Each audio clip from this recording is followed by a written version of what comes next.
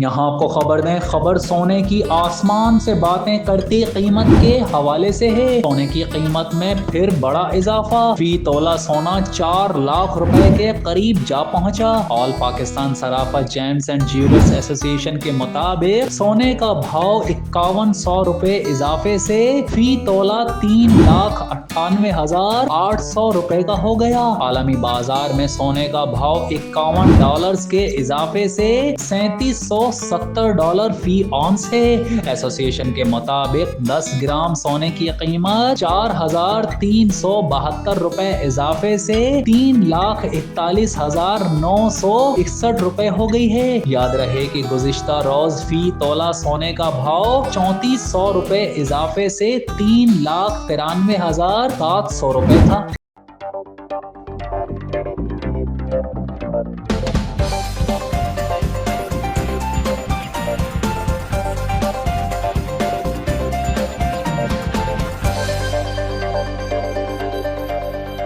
अब हसीन और गोरा दिखने का सपना हुआ पूरा, वो भी कुदरती तौर पर। लाबेल बीनाज ब्यूटी पार्लर लाया हर्बल स्किन ट्रीटमेंट। चेहरे पर मौजूद झुर्रियां, दाग धब्बे, दाने सोच साफ और जिल्द दिखे शफाफ। लाबेल बीनाज herbal beauty parlour expert makeup, skin and hair treatment का वाहिद मरकज।